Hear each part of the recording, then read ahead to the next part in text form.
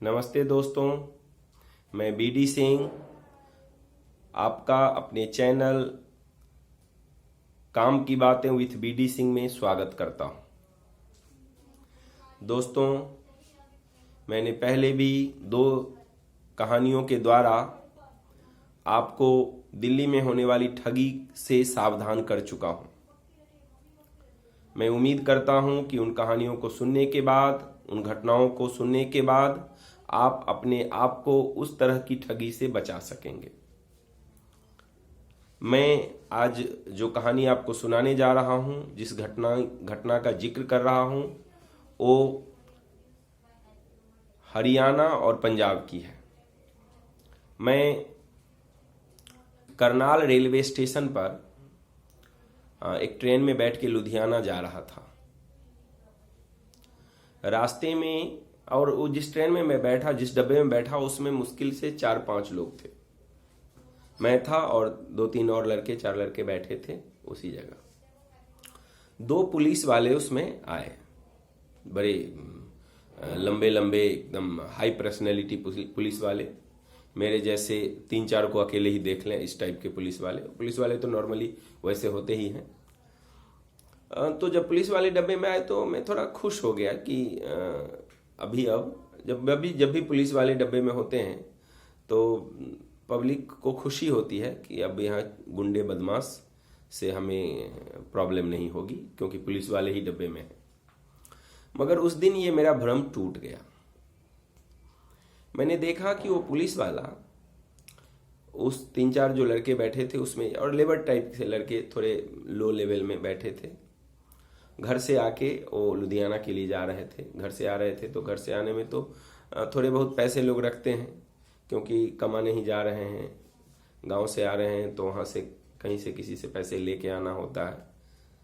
ये सब कुछ हमने देखा है। गरीबी का बहुत निचले स्तर तक की गरीबी को हमने देखी है, इसलिए मैं बता रहा हूँ आपको। तो एक को बुलाया उसने उधर बाथरूम की तरफ, और मैं सिंगल सीट पे बैठा था तो वो दिख नहीं रहा था। जो उधर बाथरूम की तरफ ले गया तो पता नहीं 2 मिनट के बाद वो वापस लड़का आ गया। फिर एक को बुलाया थोड़ी देर के बाद, वो भी 2 मिनट के बाद वापस आ गया। फिर 1-2 स्टेशन के बाद वो पुलिस वाला दोनों उतर के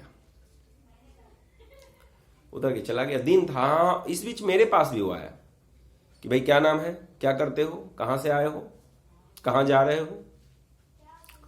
टिकट नहीं मांगा उसने। तो मैंने बताया, जो क्वेश्चन पूछा उसका आंसर मैंने दिया। तो मैं एक्चुअली दिल्ली में रह रहा था। तो उस समय मैं गांव से दिल्ली गया ही था, कुछ ही दिन हुए थे, और दिल्ली में मैं कोई वर्क कर नहीं रहा था। और मेरा दोस्त लुधियाना में रहता था, उसने बुलाया था कि आप आओ यहाँ। और मैं एक्चुअली ट्यूशन क्लासेस चलाता हूँ, तो उसने कहा था कि भाई आप आइए यहाँ, और मैं आपको यहाँ क्लास और ट्यूशन का इंतजाम कर दूंगा, आप शुरू करो यहाँ, बाद में धीरे धीरे तो ज़्यादा भी हो जाएंगे बच्चे। तो मैं उसी सिलसिले में वहाँ जा रहा था। उसने पूछा भाई क्या करते हो तुम। तो मैंने डायरेक्टली बोला मैं कुछ करता ही नहीं हूँ, मैं तो बेरोजगार हूँ। तो वो चला गया, मुझे उसने कुछ नहीं कहा या मुझे उधर बुलाया नहीं। अब गॉड नोज वो क्यों नहीं बुलाया, शायद ये समझाओ कि कुछ करता नहीं है, तो क्या जो भी कारण उसके मन में समझ में आया हो, मैं नहीं जानता। तो वो चला गया। 1-2 स्टेशन के बाद उतर गया।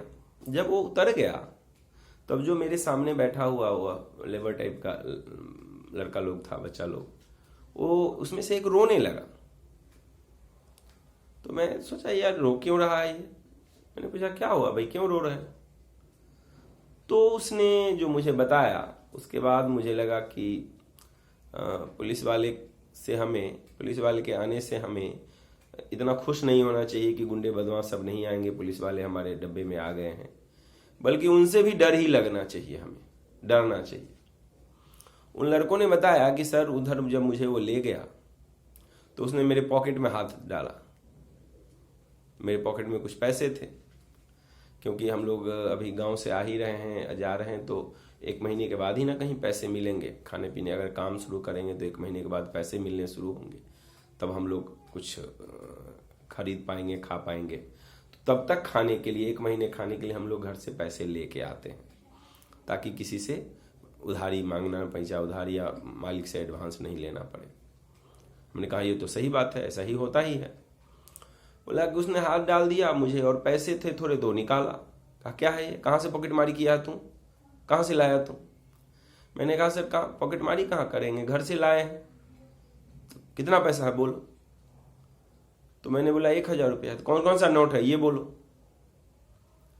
अब दोस्तों ये समझ में नहीं आता है मुझे कि हम जब पैसे रखते हैं 1000 रुपये में कोई 100 का नोट है, 50 का नोट है, 10 का है, 20 का है, तो थोड़े ही याद रहता है कि हमारे उसमें 100 का कितना नोट है, 50 का कितना नोट है, 10 और 20 का कितना नोट है। और इस तरह से वो क्या किया कि उसने बड़े नोट सारे ले लिए और छोटा नोट इसको दे दिया। ये बेचारा चुपचाप, और दूसरे के साथ भी ऐसा ही किया। तो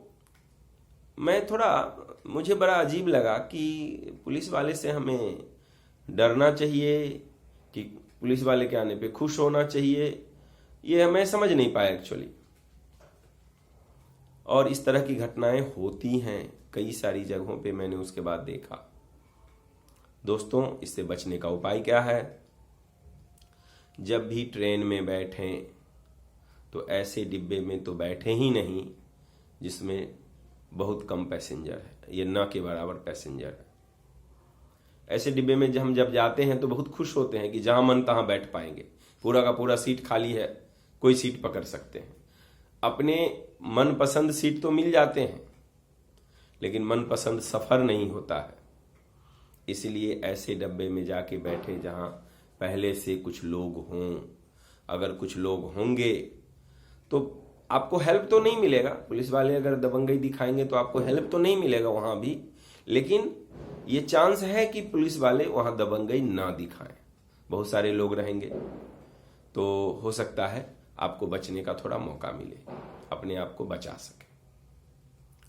इस तरह करके आप अपने आप को बचा सकते हैं। ये भी एक घटना है जो मैं करनाल से लुधियाना के बीच, करनाल आपको हरियाणा में है, और वहां से, और ये मैं ट्रेन पकड़ा था ग्वालियर एक्सप्रेस।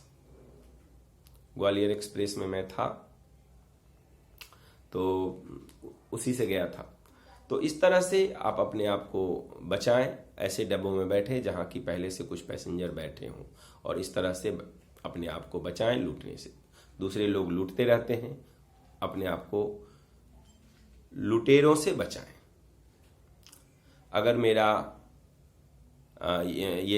मेरी ये घटना, मैंने जो ये घटना बताई, ये आपको सही लगी हो, अच्छी लगी हो, और आपको बचाने का हमारा प्रयास अगर आपको अच्छा लगा हो, तो आप कृपया इस चैनल को सब्सक्राइब करें, इस वीडियो को लाइक शेयर जरूर करें अपने दोस्तों के बीच, ताकि दूर दूर तक, ज़्यादा से ज़्यादा लोगों तक इस घटना की जानकारी हो और लोग अपने आप को बचा सकें।